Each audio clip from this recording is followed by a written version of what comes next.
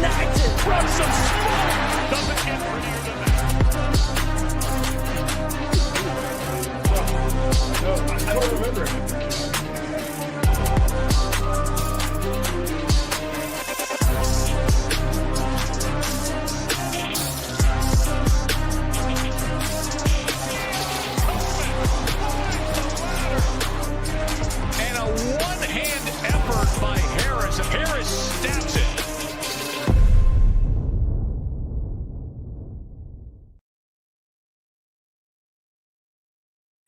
Welcome one, welcome all, and it is officially the best time of year. College football is back, and over the last few weeks, we've been doing a lot of preseason football, but Bruce himself has been doing a ton of best ball drafts for college football, getting us set up for success, and as always, we are joined by Bruce and Big T. But first, Bruce, I got to go to you because it's back. Week 0, the best time of year. We get the game in Ireland, right? Is that where it's at? We got Kansas State and Iowa State there.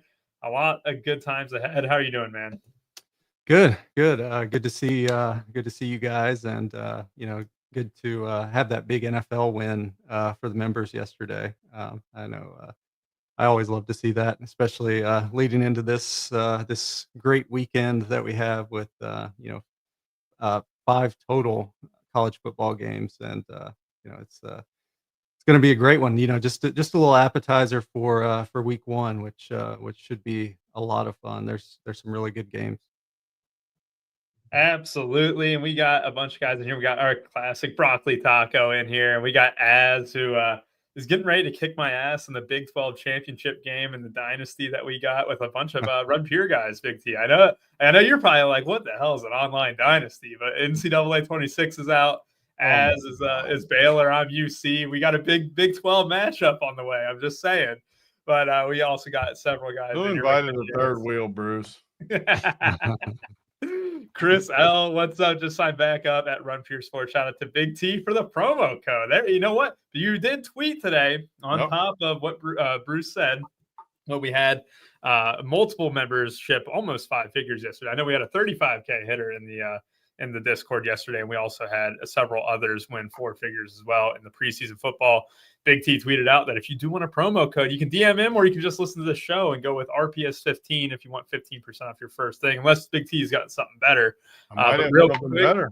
You do it. You know what? Tell me what you got better, Big T. How you doing? I can't say it on the show. It's not public. It's people got to come and slide into the DMs, and then they might find a better code somewhere. I mean, I can't give it out to everybody. I mean, it wouldn't be. It's too good to give out to everybody. You're absolutely right. There we go. Got Bruce touchdown. I'm ready for some no name guys I'm going to be rooting heavy on here. And JSU is in the chat already laughing at my take of Miles Sanders. I bet somewhere. I hope Miles Sanders makes the team. He's laughing at you because you started college football season talking about dynasty or whatever in the world you had. You started the whole year like that. It's NCAA 26, Big T. I think that's pretty relevant here. We got several members in the chat. I'm just saying, all of us play online dynasty here. No, but yeah, everyone that's not getting any tail does. Oh, that's Kurt. Kurt plays plenty online dynasty. I know that guy gets tail. I'm sorry. Yeah, you just had to nod at that one, Big T. I mean, I had to process it. He does all right in that department. I mean, it's not 100% success rate. That is true. DB Bruce, thanks for the help Sunday. I was able to finish 9th after switching to Wheeler. Ian Wheeler with a pair of tutties in the preseason football. And yeah, there's going to be a lot of guys that I'm curious about. Just real quick to highlight what we kind of have on tap today. We got 4 games that we're going to talk about. First game is heads behind here. Like, where's Wiley at?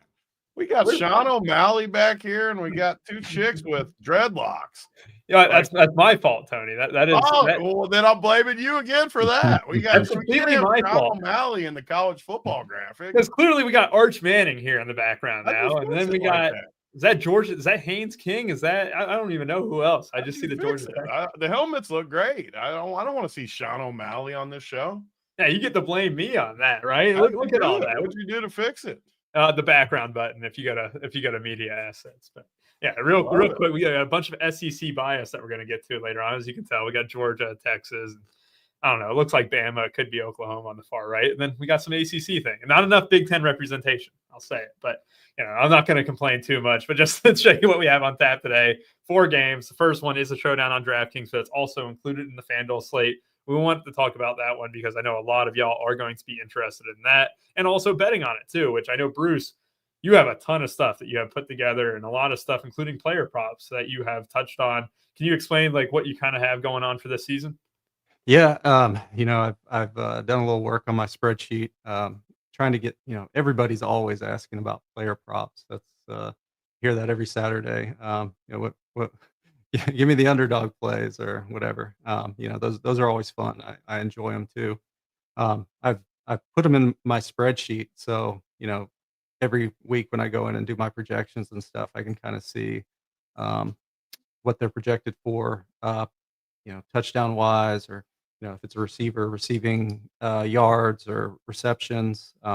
So it'll get a little bit more accurate once we get to week 2. Once we have some stats, and we're not going off last year or when they've been at a previous school or whatever. So that'll be good to have. I'll start posting those at the beginning of the week usually, so we can get a jump on them when Underdog does release them. Yeah, and you're absolutely right, Bruce, where you're kind of taking a lot of stabs in the dark a little bit right now, still based on previous data, which is always good. But in my opinion, for pick 6, especially, we're going to have a pick 6 prop here at the end of the show. We'll go through it for Saturday's games. I also want it to be known, too, pick 6, just, I open up my app, $15 in credits if you play $75 in pick 6 contests. You're not going to beat that anywhere. I assume they also got a boost for college football. There it is, 30% boost on any 3-pick plus. For that as well. So we're going to be focusing on pick 6 props as well. If you do have anything for any of these games, make sure to shout. Bruce, I know you posted a bunch of stuff in the Discord too. I know it was on Underdog and stuff. I'll kind of reference that, that way you don't have to keep bouncing around and stuff too. But if we find any great plays, we'll be sure to kind of go through it at the end of the show. But yeah, it should be a good time. Big T, this is the best time of year, right? I just kind of wanted to kind of go to you one more time before we really dive in and talk about football. What do we have on tap? And the pricing, is the lowest it has been all time at RPS, right? Yeah, it's the best time of year. I've been tweeting all week just because we're back in it now. We got college football starting tomorrow. We got MMA in the middle of the night. We got the U.S. Open starting Monday. And then obviously we got NFL inside 2 weeks now, 2 weeks from last night. We lowered all the pricing to the cheapest it's ever been. And like I said, if you want it even cheaper, I was doing it for old members and stuff. But if you're watching the show and want a cheap promo code to get you back in the door, slide into my DMs on Discord or Twitter, obviously on Twitter too. So slide in, get the promo. Now's the best time. Try us out. The cheapest prices we've ever had. And honestly, they're too cheap. The season for NFL is under $300, and that's with SaberSim, 150 teams, under $300 with the promo code, even cheaper than that. It's just never been a better time. I think you go with the all-inclusive, obviously, though, because it's not that much more expensive. Get college football, pro football, everything. NASCAR we got another Saturday NASCAR race this week. So tomorrow alone, I'm assuming there's a bunch of preseason tomorrow. I haven't looked at that, but college football preseason, NASCAR, MMA, U.S. Open Monday. I'm sure I'm forgetting other stuff too. Obviously, baseball. Baseball's in the swing. But you get all that for friggin' cheap. And I don't know the exact prices. Slide into my DMs. I'll get you a promo code too. And we want to give out some gear too. Every 5 or 10 people I've been sending a hat and different stuff to too. So definitely check us out because nobody's better than frickin' Bruce at this stuff. Early in college football, Bruce is great all year, but the biggest edge I've seen in the past, first couple weeks, he's always finds these guys that no one else is on that freaking crush. And then we get all the money early in the season. So check it out. Rely on Bruce early because, I don't know these. I know some of these guys that played last year, at the top. But once you get down to 9, 10 projections, a lot of the guys that I have no idea who they are week 0. So I'll lean on Bruce. Patch it together, just like we did preseason last night where everyone takes it down. And it's fun. I like these slates. I like preseason slates last night where I don't look at anything myself. I go in there, I read what these guys are writing. I look at the news. I look at the projections. and I build teams with no bias. I like doing that. So it's sometimes fun when you don't know as much about a sport, because you can lean on the people like Bruce and Rubio, these people that get in here and grind the info for you, and that's what's good about Run Pure. So check us out, super cheap, even if it's for a week. Check us out for a freaking week. Look at college this weekend, U.S. Open starts, MMA, all the stuff. Like I keep saying, check it out for a week and see what happens. I mean, the week rate is absurdly cheap, especially with the promo I'll give you. Especially with the promo, and then also just the amount of sheer volume that we have in the next week. We got a Saturday race too. We got a Friday race tonight.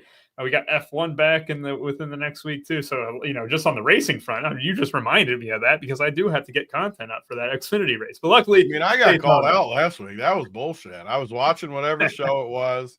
Bruce, he said, Big T doesn't have it up, without even looking at the site. Then he realized that I did have it up. Big T's that guy. He's just that guy. He stays ready. It's always up. Correct. See, yes. This man, get ready if you stay ready. Bruce taught me that. He comes to my house, Bruce, this week. First time ever. He comes to my house. He's sitting there. He's amazed by 100-inch TV. He's just going on and on about it. And then he comes down to my office and then disrespects Grigor Dimitrov. And I thought that was the most disrespectful thing. I mean, you got an entire wall with a little 4x8 picture of Damir Dimitrov or whatever his name is. Like Bruce has like $100,000 worth of baseball cards. Yes, he does. You got Dimitrov on your friggin' wall by itself. Is that a tennis guy? Yeah, Grigor Dimitrov. Yeah, an injured tennis guy on top of it. A quitter, a guy that quits in the middle of matches. He did quit. You know what? Because he tore his bicep, right? And that's tough to play tennis with a torn bicep. But no expert here. But Uncle T, you don't leave Taylor Mill. How are you going to get to Rubio's house if you don't leave Taylor Mill? Big T invited himself. I was just going to say. I did. Big T called up and he said, I got to be right by your house. Where do you live? And I was like, oh, no. But, once he gave him the address. If I'm ever in Bruce's area, I'm inviting myself to his house, too. I want to go to Bruce's house. I mean, okay, just so people know, Bruce, I didn't really know this until like just a few months ago, but it's like the amount of just amazing card collecting, that he has there, the amount of cards that he has, it's just insane. Like the amount of PSA 10s and stuff. You got a lot of college guys there, too. I know. I showed you my Ted McMillan one, and then you just like, look at all these. There were some of you got a lot of Colson Loveland. He owned you. That's what you're saying. He whooped you. No, yeah, he will. He said that's cute, and then just kind of like dropped the log. Well, I mean, he had a Ted McMillan. I mean, that's I figured he probably had a. He had one card, just like his one poster in the back. Yes. I got it as a gift, and I was like, look at this. I just looked up Dimitrov, and man, he has a good-looking girlfriend, at least. Oh, they all have that. I mean, that's why you can't hate on Taylor Fritz. I tell you what, he's the best American tennis player we got because of the lady. I mean, they just get it right. It's too easy for tennis. Are you drinking? Oh my God, I can't do shows with you. Are you drinking an orange drink out of a straw? No, why would I drink out of a straw? I thought I saw a straw out of your bottle. You think I would drink a Yarritos with a straw? Get out of here. It's not like I'm wearing lipstick. Come on. That's crazy. Yeah. Are you having tacos with that? That's the only place I ever see those is like at like the nice taco place. I went to Publix, right? I got a nice chicken tender pub sub because, I get so much chicken inside that pub sub. And I always get a nice Yarritos, 80 cents, Bruce. That's way better than paying $2.80 for a Coke. 80 cents for an authentic, Yarritos drink. I mean, my God, the Mandarin flavor is out of crazy. But I digress. I think we got Fritz took up the U.S. mantle from Andy Roddick. You know what? I'll tell you this: Ben Shelton probably did that, but Fritz, he's got one of the best ladies in the business. I'll say that. All right, we got a game to talk about: KSU and Iowa State. This is a good game because you got a lot of returning talent for the most part. Obviously, with Iowa State, the big thing that we're kind of looking at is their loss of Higgins and Noel, right? You got them missing, but they do return Hansen and Beck. I think that's going to be a big factor for them. And then Kansas State side of the things, you have Avery Johnson with a mammoth $12.2K price tag on the slate, along with Dylan Edwards. Bruce, I kind of want you to talk about this game, not only as a showdown thing, but who are your favorite targets overall, right? Because a lot of people might not play this game at all in a classic DFS slate, but they might be looking at player props more specifically. And I just kind of want to get your gauge on what do you expect each team to kind of be like early on in the season? Yeah, this game is interesting, but just mainly because it's in Ireland. I was looking at the previous performances over there, and last year we had Florida State and Georgia Tech. I thought it was Notre Dame, but that was the year before last, and it was 24-21 Georgia Tech. Florida State was ranked number 10, and we found out quite early that that they were not a very good team. So, and I think that first game was Notre Dame just dominated. It was like 41-3 against Army or Navy, one of the military schools. So, it's kind of it's a big time difference going over there. It's an early game as well, so it's some of these teams might be slow starters. Both teams don't have a lot of guys back.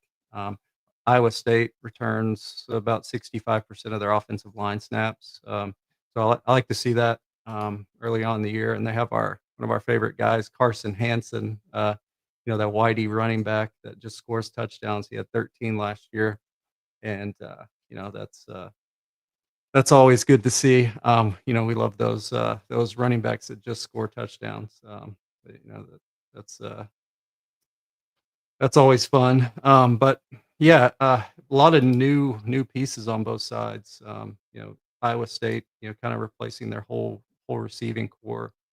Brought in Chase Soul from East Carolina, and they had Jaden Higgins in that role last year. They seem to always find that big possession receiver, and he's kind of that guy. So it'll be good to see, if he can fill that role, and I think he can. He was really good at Eastern Carolina, and then you have Xavier Townsend kind of playing that Jalen Noel role, the smallish guy, and him and Rocco Becht were actually uh, from the same area, so they might already have that rapport as a good receiver combo. I think they're going to do good things this year. So it could be a slower game, and I kind of expect it, but there's some good pieces here. If you're playing on the FanDuel slate, it is on there. It's not on the DraftKings slate, but yeah, like a guy like Joe Jackson, he's 1,800 on the showdown, and he's going to get probably most of the goal line carries for or for Kansas State, and he's close to a lock for me in most of most of my showdown lineups. He's just too good, and he's been reportedly close to winning that RB1 role with Dylan Edwards. Probably gonna see a split or close to it. Dylan Edwards, kind of the more explosive guy. We saw him last year do great things, especially in the bowl game. He just absolutely smashed. Yeah, absolutely there. I mean, it's one of those things too where, when you replace Higgins and Noel, like you said, Chase Soul is going to come in 8,600. You got Xavier Townsend there. Like, you can't expect them to just go completely toward the run, right? So it's like someone's got to step up. Rocco Becht isn't going to regress, you would think, right? So that's the big thing.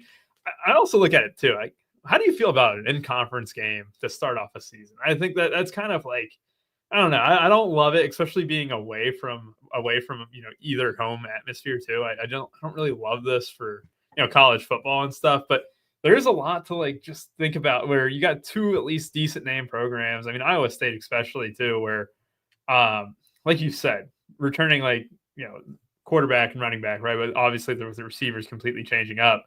I'm kind of curious to see what path is going to be the best in showdown. And like you said, with the 1,800 guy with Joe Jackson, who you got a 7.7 projection for, it does feel like stars and scrubs could be kind of the way, especially if you look at one of these wide receivers for Iowa State, like Xavier Townsend or Chase Sowell, or you can captain them and still be able to fit both quarterbacks.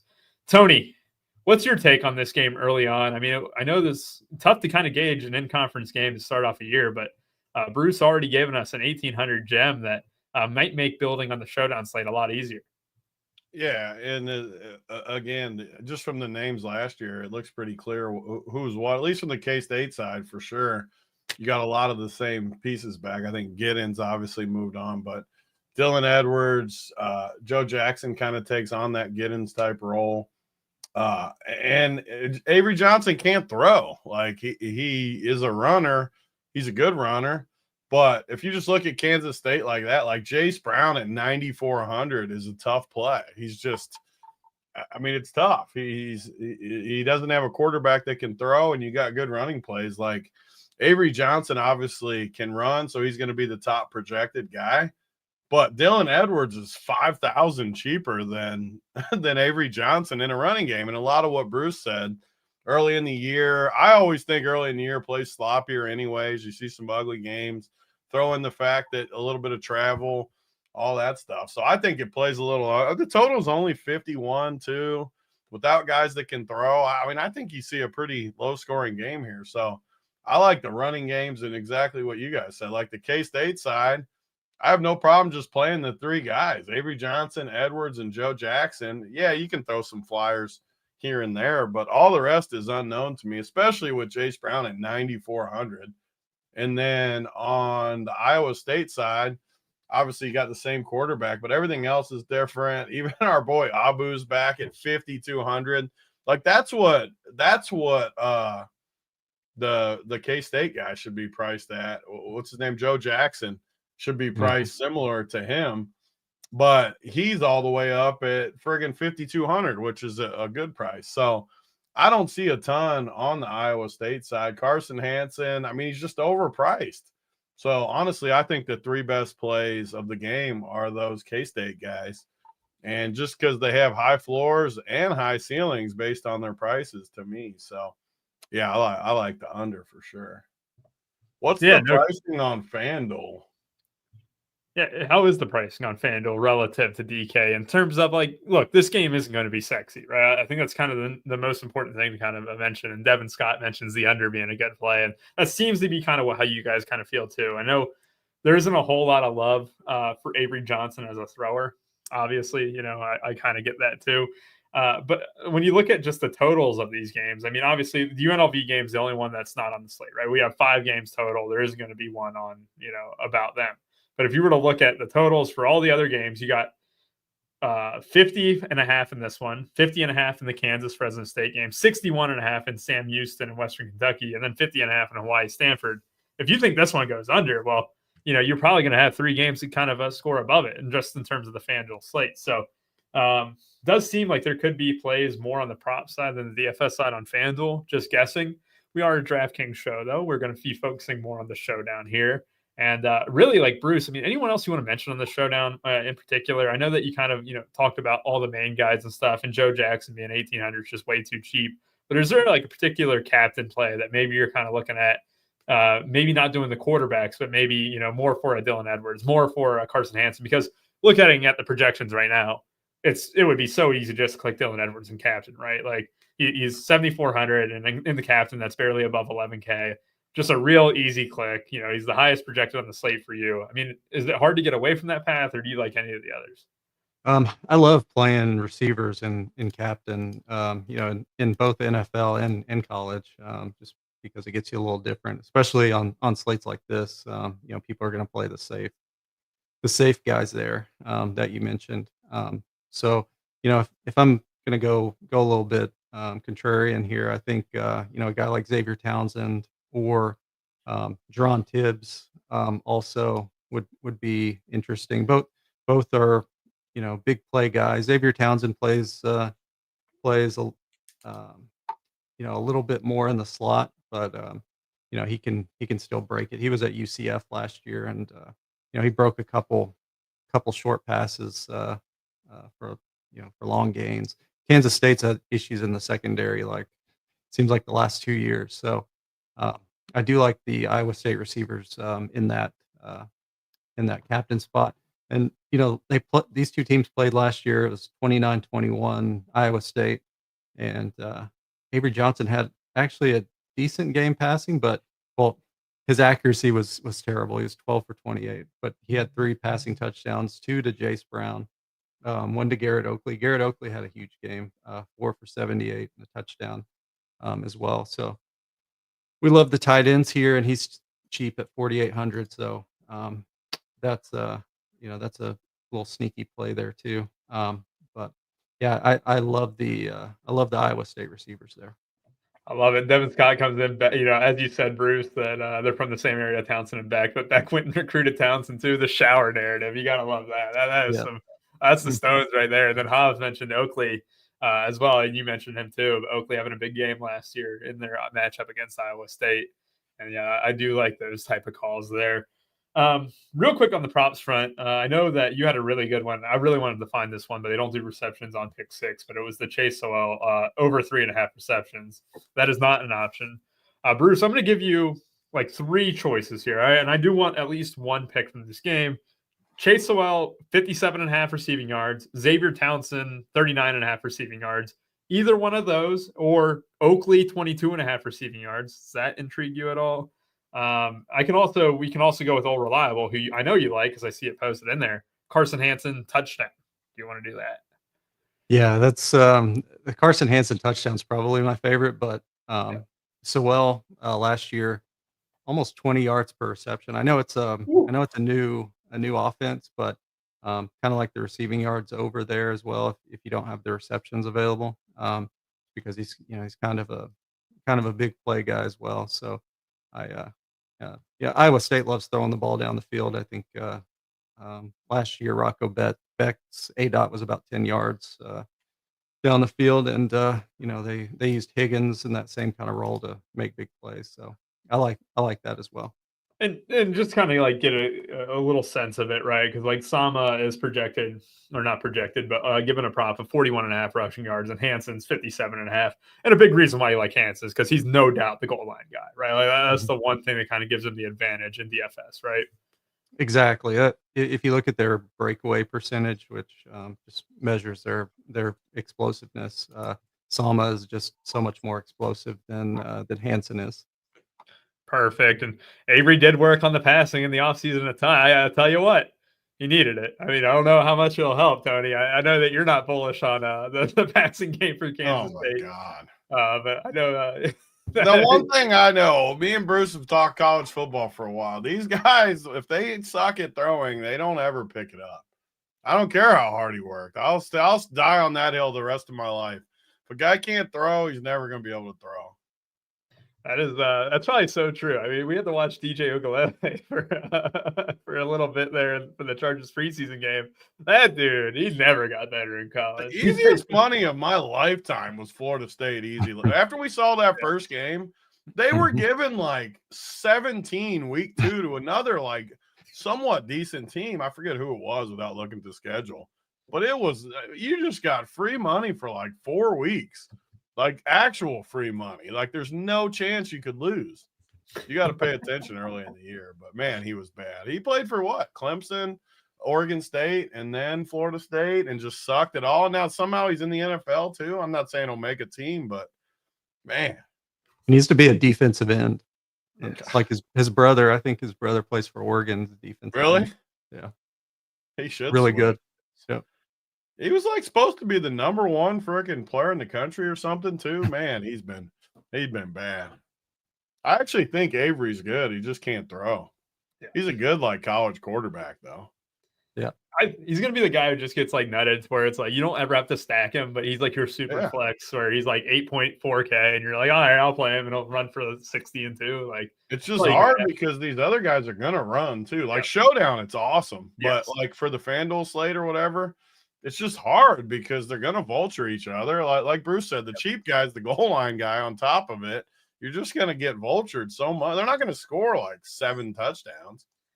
It was BC, Devin says. It was like 17 versus a decent Boston College team. And then Memphis the week after. I remember they were favored that one too. Yeah. The numbers were just insane. And then finally the numbers adjusted after like 3, 4, 5 weeks. Yeah. I forgot about the Will Howard thing. Just like they immediately went to Avery Johnson. Avery Johnson's still really young. I mean, if there was one thing to kind of be in defense of him, he's still extremely young for someone playing, and this level of football. And what is this his second year or second year starting, right? So yeah, I know I drafted him a lot in best ball last year, Bruce, and because there was a lot of promise, but then we found out that you just can't throw the rock. Yeah. Tony, any parting thoughts on this showdown? I mean, like, are you approaching this slate any differently? Because, we're going to move on from this game, but then it's completely different main slate for DraftKings. So I just kind of wanted to make sure, like, is there anyone else, in the showdown? Are you kind of taking the same approach as Bruce? I think it's super easy. Runners from Kansas State, and I like Bruce's take. Rocco plus a couple of receivers. Like, I don't like Carson Hansen at 8,200. I don't like the receivers from K-State. So, I mean, I like showdowns too when you can just do that. Kind of eliminate a few plays and just go running game from one side, passing from the other. It gives you a clear way to root. And Iowa State they had the 2 good receivers last year that went to Houston, but they're going to do the same similar stuff. So I wouldn't be surprised if these receivers, like Bruce was talking about, come in and get things done here early. But on the full slate, I don't like this game for FanDuel. So we're not going to break it down a ton, but I almost like just fading it because people are going to play Avery Johnson, and I think we got better quarterbacks on the slate as far as the actual play. Yeah, 100% there. And just so people know, our pick 6, I do have Hansen in as the official play, but I also got Sewell in there. At the end of the show, I'm going to do a 6-leg pick 6 play. I'm going to throw some money on it, and if it wins, all right, we're going to do a giveaway next week's show. All right, so that's going to be the kind of thing that we're going to be doing this season, at least when I'm hosting, is when we'll do a pick 16 of the show, and that way, if we win, we'll be able to kind of give back some tickets, whether it's to multiple $20 tickets into the weekly Saturday main slate, or if it's a big ticket that we might do one week as well, if it's a big multiplier that we get. So we'll look forward to that at the end of the show, and we'll kind of go over the best props that we do have. You know what? I do want to kind of get into this, Bruce. I know we're a week away from it, but how excited are you for that Texas-Ohio State game? I got to say, Sayan wins the quarterback battle in Ohio State, and Arch Manning is scary, especially after how good that game was last year. But Ohio State loses so many key pieces. I can't believe that the spread is as close as it is. Yeah, it's going to be a good one. I'm a little scared just because I don't know how good the offensive line is going to be and all that stuff. But yeah, it's especially having to go to Ohio State. That's rough. So yeah, we'll see. We'll see what happens. Horseshoe, baby. I'm going to be rooting on Ohio State hard, but I do want to see Arch Manning play for a full season. Did you see that? Put me on the hot take of saying Arch Manning's overrated. Oh, get out of here, Tony! I don't like this. No, you're muted. Put me on it. Put me on that side. You can put me on. Give you the around the horn treatment with the mute there. I'm sorry. We will not take any Arch Manning slander in this show. He's already tried to play. He couldn't play over Ewers, who's the worst quarterback I've ever seen in my life. I want to second that Ewers. I'm not a big fan of it. Why couldn't he play over him? I still don't get it. Everyone just loves this dude, but he couldn't get on the field. That's what I don't get. Why could he not get on the field if he's so good? Yeah, just silence Rubio? Why wasn't he on the field? Politics, Politics? Are you telling me that the Manning name isn't good politics? I don't you can't have a better name. He's got 2 years of college ahead of him. Maybe 3. You never know with college football nowadays. But hey, with the amount of money everyone loves this guy. I just put me on the ledger. That's fine. We all got to have takes. Put me on the ledger of he's not as good as people think. And put me on the ledger for taking. I can't get Bruce mad before the show because he's texting. Well, put me on the ledger for the Ohio State next weekend. Oh Lord, I'm an Ohio State fan. And I'm back in Texas next week. I'm sorry. If I liked saying more, I'd feel a little bit more comfortable about that. But I just he's kind of just a pocket guy. Just get the ball to number 4. Yeah, that's the best game plan of all. Yeah. I'm sure they got plenty. I know 10% what Bruce knows. I'm sure they got plenty of good guys coming in. Yeah. Well, no Chip Kelly this year, I think is going to be an adjustment too. I don't know. I'm kind of worried about how Ohio State looks really to start out the year because Chip Kelly, like him or not, the dude's an offensive genius, especially in the college game. I mean, he made Will Howard look extremely good last year and stuff. So I'm kind of nervous about Ohio State. I'll say it. I mean, Ohio State was a freaking wagon the end of the year last year. No Hendo, no Judkins. Chip Kelly was good, but they also had a lot of talent. Towards the end, they were not losing. Wait, this is the best take. All right, this is Yeah. why Manning didn't play. Sarkisian was taking carries away from Bijan with I mean, Roshan Johnson. Yeah. Bijan crushed though. That would be like Bijan not playing. Like yours was terrible. Yeah, because Bijan wasn't playing to Roshan at times. Roshan was came in as a played- quarterback and was their number 2 running back. Come on now. Bijan played plenty. All right, Tony, you're sharing your screen for the main slate, right? I just wanted to make sure I of can that. pull it up. Yeah, I got the showdown slate. Just got to mention too, we got a ton of sports ahead of us, guys. Hit like and subscribe for us, please. It'll help out the channel a ton. If you haven't subscribed, hit that subscribe button now. Get us to 20K. We need 20K subscribers. We're right there. You could be the 20th K, the 20,000th subscriber if you hit that button. Who knows? I know that we were not too far away a week ago. Could be right next to it now. And also hit that like button here and comment your favorite play maybe after the show too. Maybe you love Roshan. I love Roshan. You talk about a dusty take that hasn't aged well. It's my Roshan love because it sounds like he ain't going to make the Bears roster. It would not shock me if he got. The thing I never get about you is when you see a guy suck for 5 years. What makes you think like they're just going to be good the next year? Because Roshan looked good when he played for the Bears. I'll say it. Like he was a goal line. Like 2 games out of 36 that he was in there, he looked pretty good. If he gets hit once, he gets a concussion. So it's tough. It's tough to play football that way when your brain's applesauce. Anyway, we got 3 great games ahead of us. By great, I mean I'm going to take any college football slop I can get on a Saturday in August. Saturday in August is Kansas and Fresno State. Jalen Daniels, actually one of my favorite quarterbacks, who just feels like he's been in college forever. I just kind of want to mention that. Yeah. Him and Jason Bean, it feels like he was quarterback for 5 years at Texas or Kansas. But we get Daniels, Highshaw as well. Very cheap prices on a team with a 32-point team total. That's kind of the one thing that I kind of looked at and I was like, whoa, man, you could easily play a couple Kansas pieces just off the rip. Bruce, I'm going to start with you. We're going to start with you most of these games because we want the key, the nuggets, the plays for the most part.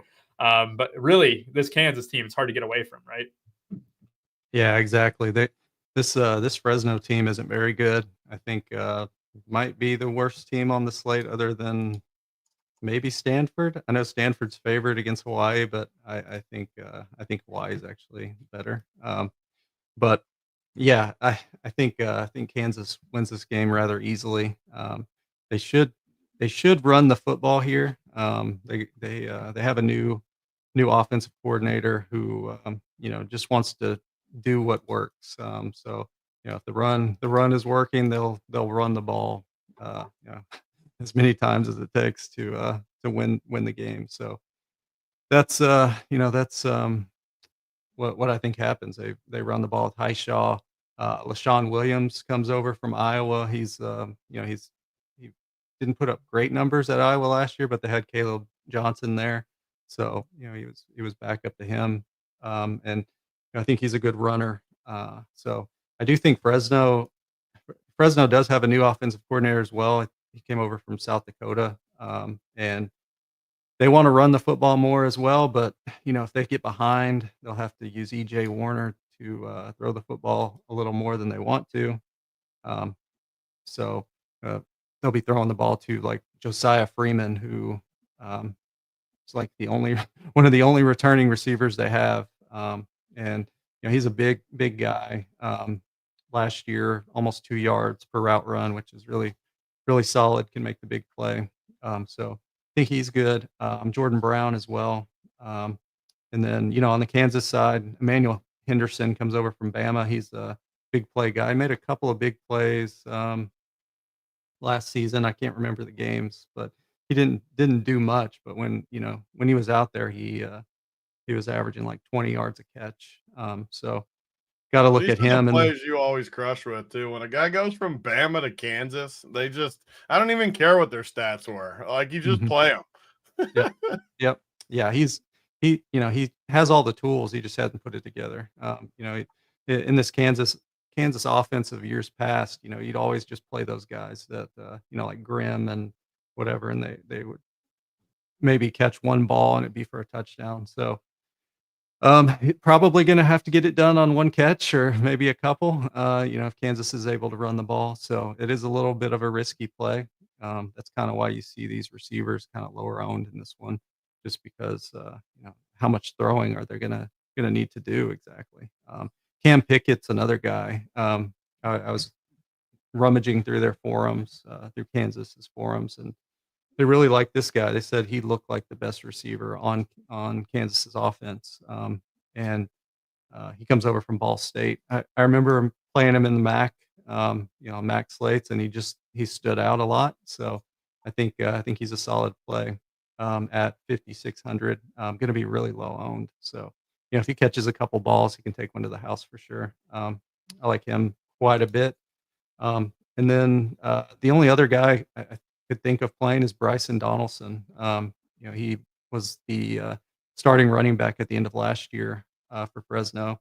Kansas is pretty solid usually on defense, but this guy catches the football well, and he broke a lot of tackles as well. So if they're trailing here, you could see some dump offs and that kind of thing to him.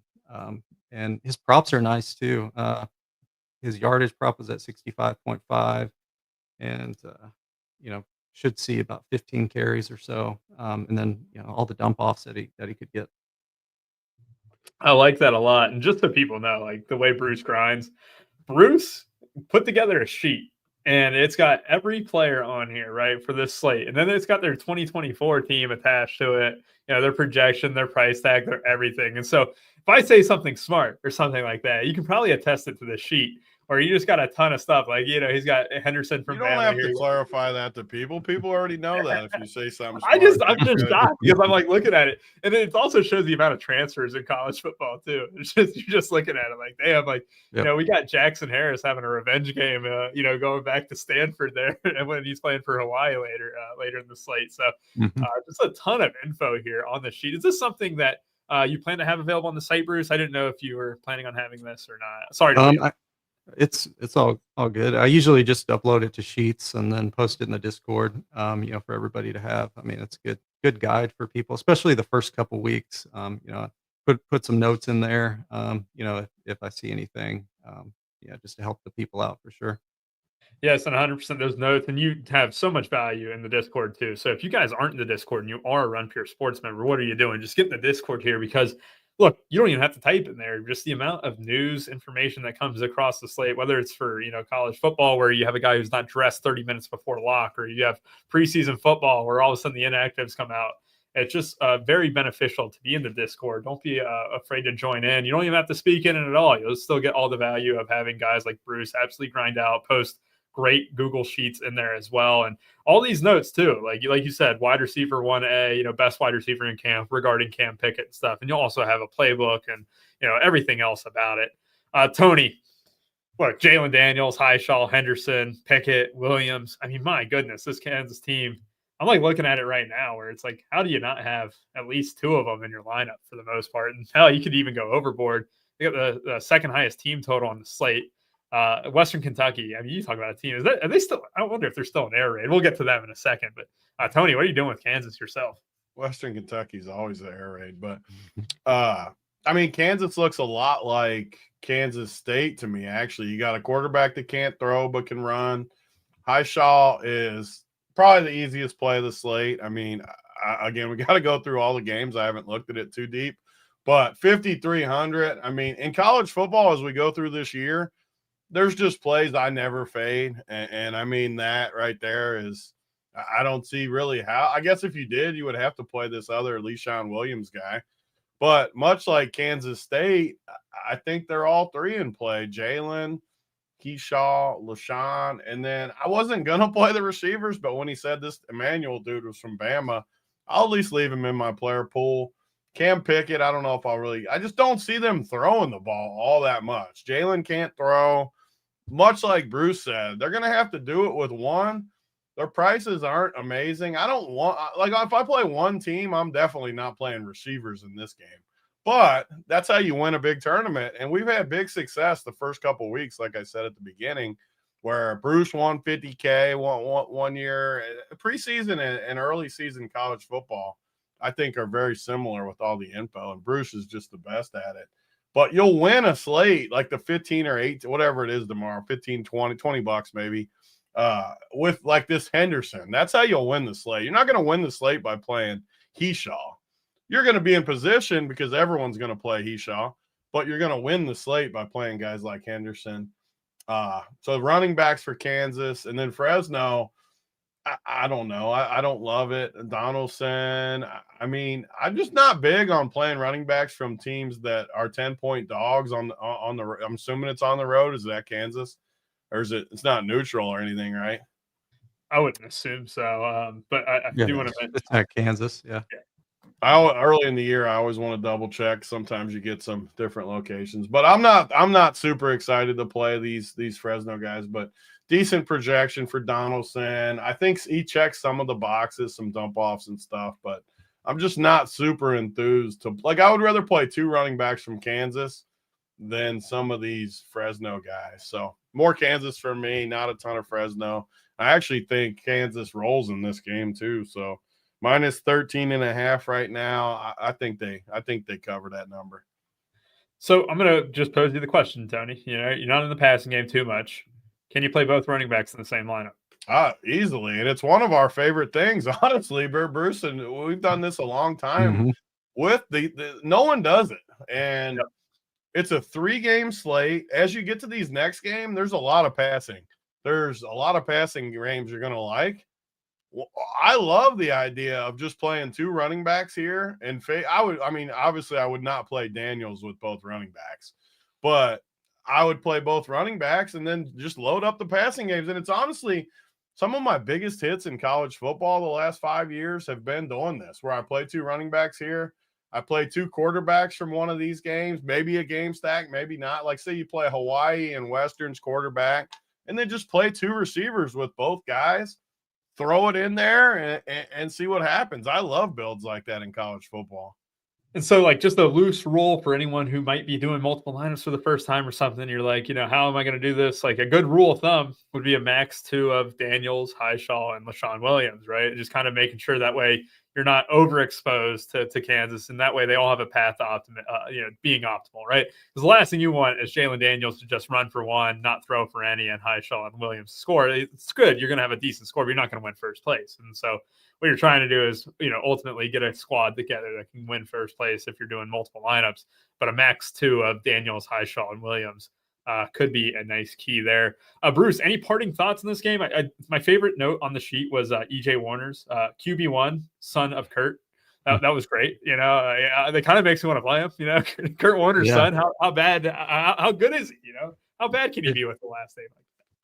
He just always looks like a shrimp back there. I don't know his measurement, but man, he just looks so small. I don't know. He has to be like a buck 30 or something. He just looks so tiny. I've said that about many quarterbacks in the past. Maybe it's not size that matters; it's the heart. Yeah, and he like leads. I think he leads all active quarterbacks in passing yards or something, which is crazy. It's just I think it's a long longevity kind of thing. You know, where he's just been around for a long time. He played at Temple, played at Rice. So now he's at Fresno. It's tough to play him. I mean, he has some tools just because, you know, of the name and, you know, but it's really tough to play a guy that completes like 60% of his passes and doesn't have a good receiving core either. I like it. All right, Bruce, you know, my next question here, right? We're going to go with the pick 6 props. Okay. I'm going to throw a few at you. I actually did not check the Discord for this game in particular. I'm going to do that now, but any player that you were wondering what's the pick 6 prop on them, and maybe we can hit the over or under on. Yeah, I have it pulled up as well. Sure. Man, it's kind of rough. Let me check. Did they have your guy Donaldson in the receiving prop? They do not. You liked him on underdog, that over 10.5 the prop, right, for receiving. Yeah. If he was in there, he'd probably be my favorite. But man, I would probably go with this game's tough. I'd probably go with the Hishaw over 83.5, but that's I think that's probably the only one I'd play. And you know, Henderson could get 53.5 on one catch easily as well. But yeah, I'd probably lean the Hishaw rushing yards if I was going to play any.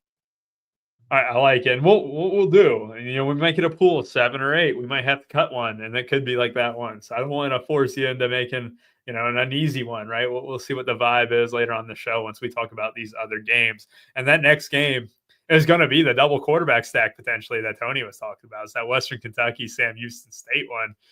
Sam Houston State somehow, I think they're probably one of the best teams at finding themselves on primetime because they'll play on like Tuesday nights or Wednesday nights or whatever. I don't even know when they play, but it always feels like Sam Houston State's on ESPN and you're at the bar. I'm at Long Neck sitting there. I'm like, hey, who do you got in the Sam Houston State game? It's like -3.5 spread. They could have. I think they didn't win a game last year for the longest time, but they're still covering the spread.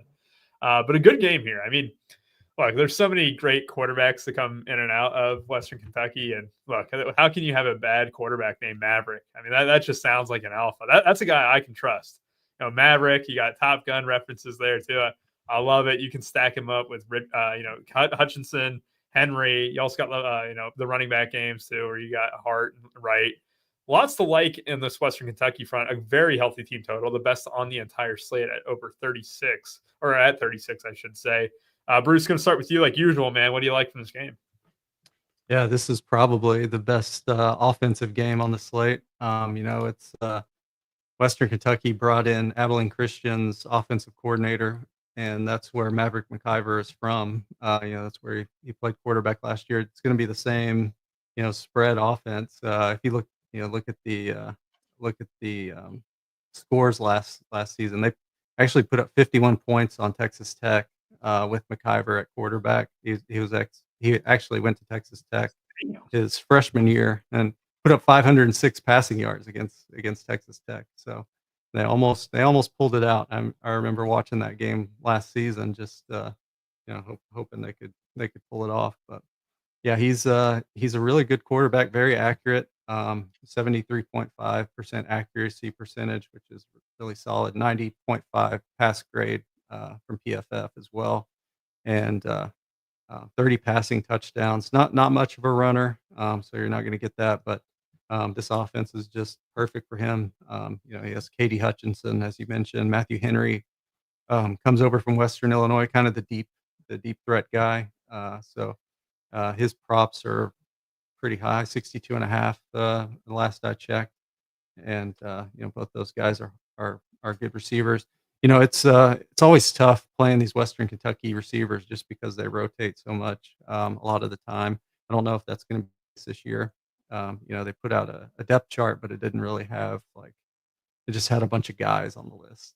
Didn't have them in order or anything, just in order by number. That's it. So, but they brought in Jarris Mack from Charlotte. Their new receivers coach is actually from Charlotte as well. So I think that he could start. He was really good at Charlotte last year. And Isaiah Myers, he's from the Cincinnati area and comes over from Charlotte as well. Was actually at Purdue for just a little bit and left before the season started. So I think he's going to be involved as well. But yeah, like this game is going to be tough to figure out unless we hear something pregame. About how they're gonna line up or who's gonna start. But the Sam Houston defense is terrible. I think they return like 5% of their total snaps from last year on the defensive side. They got a new coach who was the offensive coordinator at North Carolina when Drake May was there. He was at Wisconsin last year. Didn't do much there, but yeah, he's usually a good offensive mind. So I think it's going to be a good offensive game. Their depth chart was really messed up too. This game is going to be tough to figure out. They had Watson listed as a co-starter with Matower, but Watson started last year. Was really solid, ran the ball well. Matower comes over from Wisconsin with the new coach. So maybe they share snaps. I don't know 100%. Then they also brought in Elijah Green at running back, who wasn't even on the depth chart. So I think he starts, but if you go off the depth chart, they listed Landon Brown as the starter with Jerry and Parker as the backup. but they didn't have any of the transfers on the depth chart. So it's kind of tough. You're just kind of going off talent here. Elijah Green, definitely the most talented guy. Played at North Carolina for a couple seasons. Went to Indiana last year. I think we played him on a slate or two. I think when they played Indiana State last season, and he went off as like the third string running back or something. So yeah, it's a tough game. It's definitely going to be the highest scoring. And I'm going to take some shots on these guys. But I can't 100% tell you where it's going to come from, how much rotation we're going to see at receiver. When you look at talent, it's Katie Hutchinson, Matthew Henry, Quavez Humphreys, who was listed second on the depth chart, but is definitely a stud. Had some big games last year. And Jarris Mack. Those guys are all very talented receivers, and I'm going to have some. Doesn't feel great to not know where they're going to be lining up, but sometimes you just play those talented guys and hope to get lucky. Yeah, nothing like relying on Sam Houston State reporters to see who's running with the first team in warmups. I mean, that's an adrenaline rush like any other. All two of them hopefully can tweet it out. That would be the big news there. But yeah, a lot of uncertainties here. It was funny when you looked at the wide receiver notes that you put together. I'm like, wow, they rated Charlotte's wide receiver room with their top two guys. But makes sense with the receiving coach coming over. And Abilene Christian, a famous Bernard Scott for the Bengals, went there. That's the only guy I can name from Abilene Christian there would be him. Tony, I looked at the slate here, and the running backs make so much sense to double stack Kansas. The more you look at like this game where Elijah Green's the top projected guy for us, and we don't even know if he's going to start. Then you look at Western Kentucky where they're not going to run the ball too much, so you got like Harton right there. It makes so much sense to maybe like double stack the Kansas guys the more and more you look at this slate. And then, like you said, jam the passing game. Question is, which passing game targets are you on? Because Bruce didn't feel like you wanted to commit, to any certain guy in Western Kentucky due to the amount of rotation. You got any conviction on those guys? On the Western Kentucky side, I mean, I think it's clearly these top two guys, but the clarification is they're kind of expensive. And believe it or not, when you plug in, just say you started with those two Kansas running backs. Me personally, if I'm playing one team, it's going to be tough not to play Hawaii's quarterback and then Western Kentucky's quarterback. How do you not play a dude named MacGyver anyways? MacGyver is always going to come through for you. So the minute you plug those in, though, I mean, you don't have a ton of salary. You're only at $5,600 for your last four spots. And both of these guys are above $6K. So all of a sudden, you plug these dudes in, you're not going to play Hawaii. When we get to Hawaii, I definitely like the Hawaii side more than probably any side on the slate, just the way it sets up. So for me, I'm probably going to pick one of these guys. But the hard part is then I agree with Bruce. Like, I don't know which one to pick. One of the reasons I like my roster constructions in college when I just double stack two teams, it kind of eliminates that part where you put it in and maybe you have to come off one of those running backs and just punt a spot, like just go to the without like pulling it up, the third string running back or something for one of these teams. But in general, I like those top two guys. You can take chances too with the lower guys. I mean, 4,600, 3K too. You got Bruce has a 7 projection for Isaiah Myers. The 3K price tag just goes far, man. You plug that in there. Maybe you catch a house call somehow early in the year. These are the plays. Bruce has a freaking section on the playbook. What's it called? 3K shitters. It's one of the most popular sections on the whole playbook is the 3K shitters, because you wouldn't believe how many weeks, if you just punt one spot with a 3K guy, it just gets you everything you want. And this week's no different. You punt one spot, you get everything you need. It could be a guy like that you have to go in there. And honestly, I like it. I really don't ever see the risk. I mean, Bruce knows how much I do it. Sometimes it's with running backs, but even if your 3K guy gets 0, it gets you a different roster build than other people. It gets you all the studs you need. I like it, but that side feels pretty easy to me. I don't really want to go with these running backs because the running backs are expensive too, and they're a passing team. So I want to be more on the passing game. And then the Sam Houston side, again, if you play a bunch of teams, obviously you can branch out to different spots. And I love game stacks as much as anyone in college.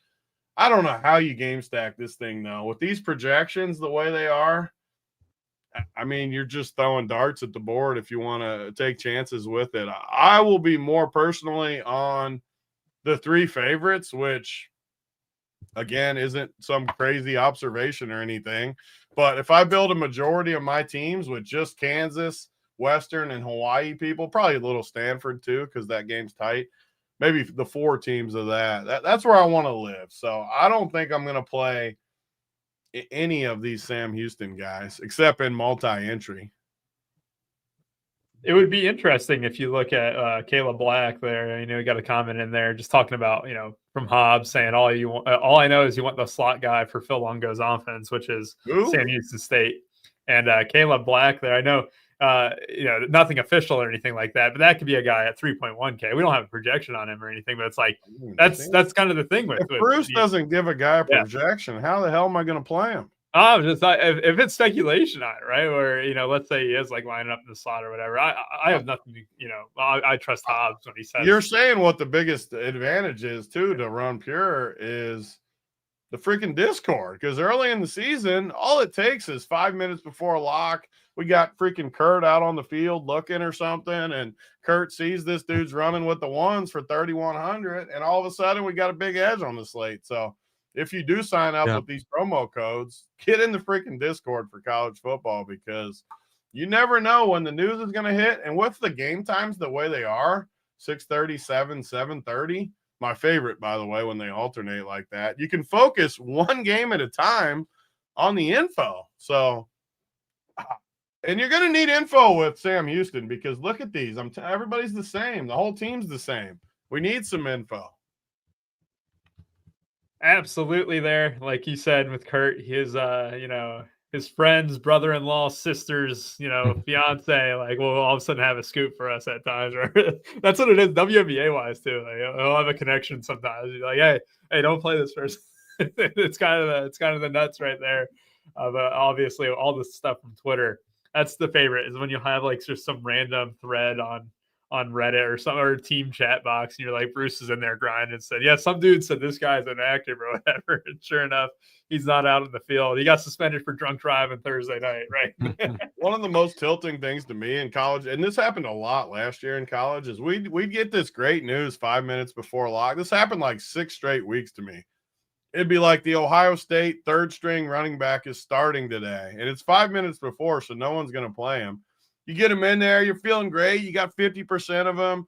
2 plays in, rolled ankle, done. And you just want to freaking throw your computer out the window. That was 2 years ago. Chip train him. I had to go to Starbucks because my Wi-Fi was out. I'm talking about. I went to Starbucks, and when that news hit, I was feeling so good. And Bruce is in there. He's pumping Chip train him, low owned everything. I think he got concussed, Tony. That's he did. One of the easiest plays in the entire history of college football.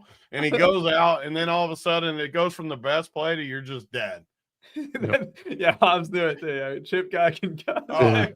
It hurt my feelings bad. There was it happened last year. It happened. I swear it happened 6 straight weeks. Every time news hit, it would just destroy me. Oh, that is perfect. And Bruce, then you have the people that don't. I'm not going to name names, but I'm thinking of a few of you out there that don't follow the news at all and plug their team in, and then the guy that you should have never played just nukes. And there's nothing more tilting in frickin' DFS than when someone doesn't pay attention to the news and just nukes you because of it. I got rewarded with that with Summer League. It does feel good when you're on the receiving end of the not paying attention when it happens. I played a bench guy over like Rob Dillingham, and like all of a sudden I won, and I was like, I shouldn't have done that. That guy was like coming off the bench. I'll never forget when Crane won all the money because he had a bench soccer player that he didn't know he wasn't starting, and the dude scored like 2 times, and he won every dollar on the site because of it. Dude woke up 3 hours late and said, "Oh yeah, I won 15K. I won every dollar on the site because I played a bench guy." I swept first through 5th. That's That when is it goes something the to other way. It's not tilting when it works in your favor. never tilting when it works in your favor. That's for sure. And Mhm. I got some unfortunate news. There is not a single pick six prop for this game. So we will have to move on Yeah. from this That game. might be a good thing for us, They to be they honest. are Yeah. just as confused as what the hell's going to happen in this game as we are. How could they not give us a MacGyver The action? one thing I'm confident in is MacGyver's going to crush. Yeah. I'm confident in him. I do want to click that Isaiah Myers a lot at Stoneman 3K, and it says on his ESPN bio, Cincinnati, Ohio. Now, you can't go wrong. No, nothing's bad ever happened out of Cincinnati, Ohio. I mean, my God, you got some great players there. Don't fact check that. we'll go to the last game of the entire slate. Shocking that it's not a midnight start time. Hawaii and Stanford, 7:30. Yeah, Stanford going out to beautiful Hawaii. Lots of stuff to be excited about here. And I think with Hawaii's offense, I got to watch a few games, right? Obviously, the late game stuff, it's like 2 a.m. You're watching it and stuff. Bruce, are they still just bashing it like 50 times a game in the air? Not bashing it, that was the wrong word. Just slinging it 50 times a game in the air. Is that what we can expect from them? Yeah, so it's Timmy Chang is the coach, former Hawaii quarterback, and I think it was maybe who was the coach there? Maybe Nick Rollison or yeah, I don't know. It was something. So he does the old pass the ball 40 times a game. I think his attempt prop was close to 40. I think it was like 38 and a half. So um, this Micah Alahado kid, we played him one game last year, and he won Connor a lot of money. In the Discord, we were remembering that the other night, and he was really really solid. I think he's a smallish quarterback from Las Vegas. He can run a little bit, um, and I don't think the Stanford team is that great. They returned a lot of guys in the secondary, but a lot of guys transferred out. Once their coach got let go. So um, I kind of like Hawaii in this game. It's a home game for them. Alahado is kind of priced up at 9,300, but he's a solid passer. You only have one game or a couple games. I guess he came in late in a couple, but one game he started and looked really good. 77.3 accuracy percentage, which is really really solid. And he has some good receivers and Pofeli Ashlock and Nick Cynical. Both of those guys are solid targets and should be super owned. They're expensive, but not crazy. I mean, 6,900 for Ashlock and 5,900 for the other guy. So both those are solid plays. And then you have Brandon White, who should start, and he's 3,500. He's probably my preferred like spin down guy. Other than the other game. I have him projected for 9.2. Hawaii's a passing team. He should see a lot of balls his way. So I think he's good. And also Jackson Harris, who was with Stanford last year. One of the running jokes in the Discord is, talking about all the Stanford receivers that have transferred out because they lost pretty much everybody. And he was with Stanford last year, played some 5 games, had decent success. So a little revenge game for him. I think he's a solid play. The Stanford backs are really good. Micah Ford and Cole Tab. Both of those guys are solid. I kind of like Tab as like the breakaway guy, big play guy, and then Ford is kind of your solid pass catcher who can run it up the middle and make some plays every now and then. So like both of those guys. I think Stanford tries to run the football with Branson at quarterback. He was at Oregon State last season, and he's a solid passer, pretty accurate, can run a little bit, not like super fast or anything. And he doesn't have many receivers. C.J. Williams, transfer from Wisconsin. He was at I think USC before that, if I'm not mistaken. He's their number one guy, and then they have Sam Roush at tight end, who's those should be their top 2 guys. And Caden High is also there at 3,700. He's pretty solid as well. I'll kind of break down these guys on the playbook as well. But very, very interesting game because both these teams are pretty bad. I played the under on Stanford win total this year. I think it was like 3.5, and I do like Hawaii to win this one. It's nothing better than the preseason, seasonal bets, right? I remember you had Kansas over 3.5. I think that was 3 years ago now, but that was so fun to root it on, and they hit it inside 4 weeks. Maybe they go 4-0 to start out. Stanford, you're gonna have to wait the whole season for that one. Maybe only 10 weeks, but you'll get paid out on it in 10 weeks. Hopefully, that'll be the main thing. But Big T, I mean, look, you loved Hawaii coming in. I got to give you the floor here because this is a Hawaii team that, with the upgrade at quarterback, and that's the one thing that we kind of go with.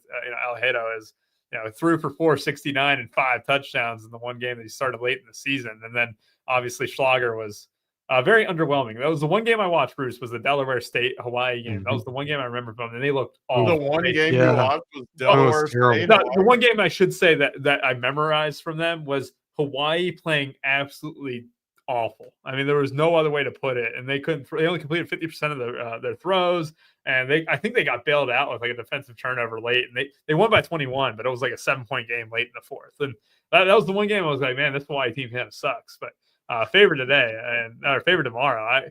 Big T, what are you thinking here? So this game's actually in Hawaii, right? I thought it was. Like, do we know that for sure? It would be a shame if you went to a neutral site over Hawaii. I mean, there's no way. I've never seen them play this early. And what time did you say it is? 2:30? Yeah, 2:30 Hawaiian time if you did the local. Yeah, it's at Hawaii. It is for sure. Okay. I mean, it just feels like these are the easiest plays. The quarterback, Alejandro, or however you say it, and then Ashlock and Cynical. But the spread's only 2.5, 50.5 total. So I am stuck in my head too what Rubio said, where the last few times I've watched Hawaii, they have been just so terrible. I get what I'm the basic sense, I think, with everything is that Hawaii should handle these guys. But if you've learned anything over these years, like if they hang this number, they know people want to bet Hawaii in Hawaii. It's only 2.5. It just feels easy. Like I look at Stanford. Stanford just, I don't see anything I like. Again, like it's two separate things for me. The DFS side, I think, is so clear on these 3 games. But then the betting side on these 3 is a different story because I don't like any of these plays Stanford-wise, really. It's a lot like Sam Houston. There's just not that much you're going to be excited about outside of darts. There's just nothing there. But betting, it's tough for me not to like Stanford a little bit. I think they're probably better coached too. Hawaii just can't be that well coached. I don't think. I mean, these are just total gut feelings, but that's how I roll with gut feelings. I don't know though, but DFS is what people are listening for anyways. I don't see how you don't like Alejandro. How do you pronounce it? Alejandro? Yeah, I think so. Yeah. Alejandro, I like that. But and then these 3 receivers, even Brandon White at 3,500. The funny thing is with that build I was talking about, you can't fit Brandon White really. Yeah. Unless you get creative with different things. Because that's why that 3K price, again, the 3K shitter on there that everyone likes, that extra 500 gets you to a build that can get you the top guys. So I like this. I don't know how you don't play this team, even though it does feel like I don't think this team will win the big GPP, put it that way. I bet they underwhelm us, but I also think they have good floors. I think they do enough to be good, but I doubt the winning team in that $20 that wins. What is it tomorrow? 20K for first 20K. or something? 20 or 25. It's 20 definitely or 25. I'll be stunned if the winner of that just has a stack of this because everyone's going to want to do it. It's just the way it lines up, and I don't know if they score enough points, but I agree.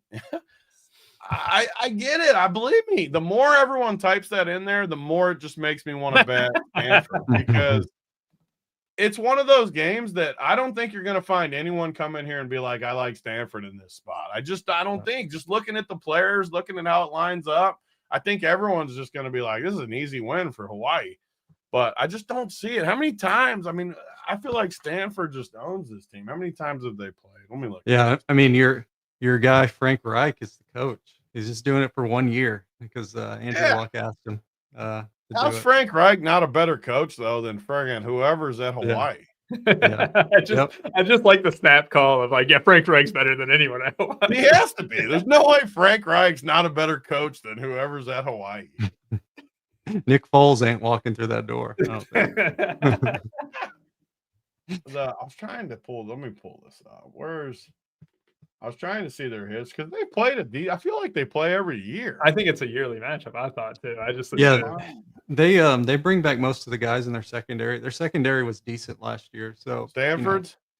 Yeah. If you want to make a stand, on fading the Hawaii receivers and the quarterback, I totally would understand it. If you want to say it's like maybe a low scoring game, I get it for sure. Last year was the same spread, 2.5, and Stanford won by 13. That was 2 years ago. Yeah. 2023. That's the last matchup I saw. Yeah, I saw that one too. And then I don't know. I wish you could talk me into. And then the dude in the chat says Goldbergson or whatever is it. Is he just a thrower? Can he run? I wish I could be talked into playing this guy. He can run a little bit. His rush grade was solid. I mean, when he runs, he's okay, but he's not like super quick or anything. He's I just feel like everyone's going to play the same team tomorrow. That's my only issue with this slate is I just feel like we need something to get us different. What's going to get us different? I mean, you have 250% owned receivers in this game, so I mean, maybe we go lower on them and play the Western guys. I feel like this game could play uglier for sure. I like Sam Houston, even though I don't like their players, they could score on Western Kentucky. Maybe that's the game we just find a way to, especially if maybe the news comes in late. Like the one dude was saying, like maybe they said Watson's not even a lock to start or something. The one guy said, maybe they're listed as an or on the depth chart, which the depth chart was really bad. I think. Some GA fucked it up. There's something. It was those two teams released the worst depth charts I've ever seen, other than Georgia Tech like 2 years ago when they would just list everybody. But I just don't get it. I don't understand the point in it. So. There's Bruce mentioned his name earlier, Timmy Chang. There it is, Big T. There's Hawaii's coach name. Timmy Chang. Yeah. Timmy Chang. You're telling me Timmy Chang's a better coach than Frank Reich? I mean, come on. I love the double down conviction right there. I mean, there was no chance. Right when learning his name, you just immediately full shove.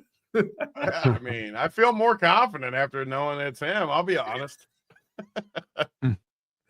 All you wanted was someone who just didn't have any like NFL experience or I was hoping they didn't like those because they have had like coaches along the way that have been decent. So I was just hoping it wasn't someone that I knew, some offensive like wizard or something.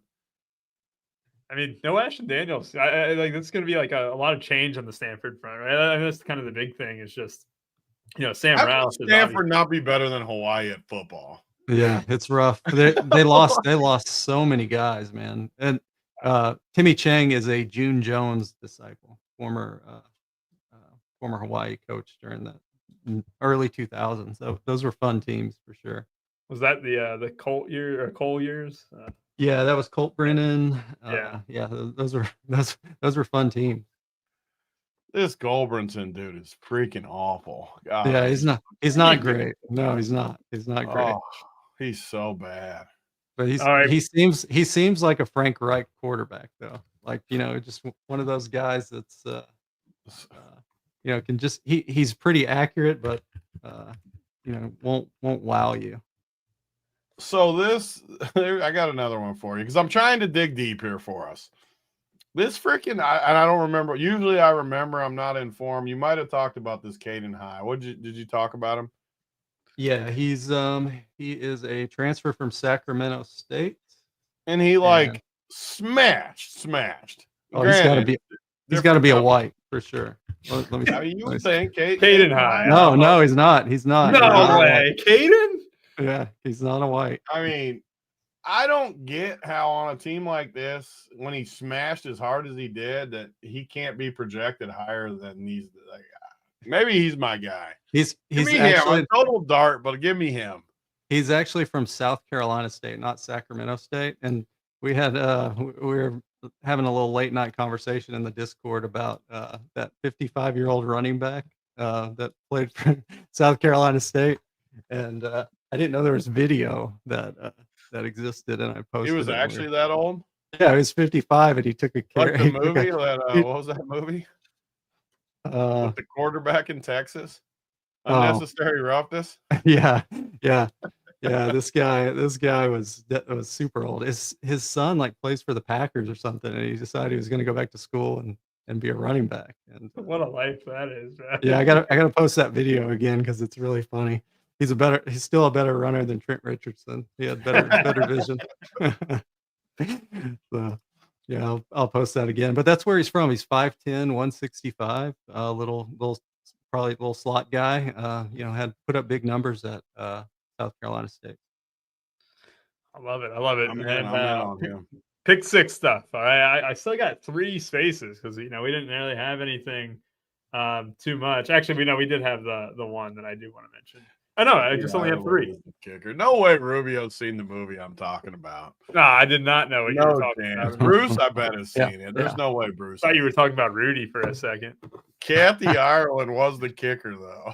And Sinbad was in it too, I think. Who's that? He was a genie. You don't know who Sinbad is either? No, I know Sinbad. I don't know Kathy Ireland. You don't know who Kathy Ireland is? Oh man, yeah, I definitely Young buck. Yeah, I definitely had some pictures of her back in the day. Yeah. All right, I like it. All right, I just looked it up. Yeah, maybe I could. She does. Yeah, I probably downloaded some JPEGs of her like back in the day. Oh Lord. All right, Bruce, pick 6 time. We got quite a few options for this game, to be honest. We got at least a few Stanford over-unders in the receiving. Same with Hawaii, the main 2 guys, and then rushing yards. You got nothing. Passing yards, you do get Alejado at 290.5. You get Goldbrinson at 214.5. And then touchdowns wise, we don't really get anyone. We get Ashlock and Senecal. Their multipliers are not anything great. It's still a 0.9x, which is the same as Hansen, which kind of surprised me just a bit. But overall, what do you like from the pick 6? Do you have one, maybe multiple plays that we can kind of bash? Man, this is kind of rough. I'm looking at it now. I do like this Roush number over 34.5 receiving yards. They're going to throw it to the tight end. Goldbranson seems like a guy that likes to throw the tight end. Don't you dare give me 2 guys for my Stanford team to get me excited about.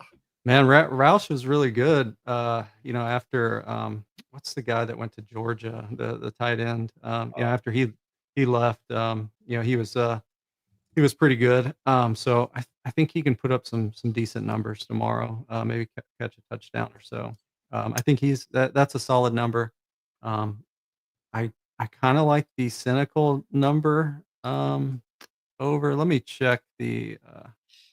Do we have any rushing numbers from this one? Doesn't look like no rushing numbers from this one. The cynical 69.5 on the over would be nice because I just looked at it, Bruce, and just from a pure DFS point of view, obviously I'm not as in tune with college football, on a day-to-day basis, but I was like, I want Ashlock over Senecal. But if you like Senecal, I mean, that'll be something that I can kind of get on board with. So Senecal's kind of the deep threat. He's a little bit quicker than what Ashlock is. Ashlock's kind of more of the possession guy. So I think Senecal, I'd lean him if I'm going to play the over. If it's just receptions, I would probably play Ashlock. Like on Underdog, it's 5.5 for Ashlock for receptions, but they didn't give Senecal a number. But I like it. I like it. All right, so we got Senecal, and then I did Roush, and then I need one more. All right, this can be from any game, Bruce. And do they not have my boy Caden High?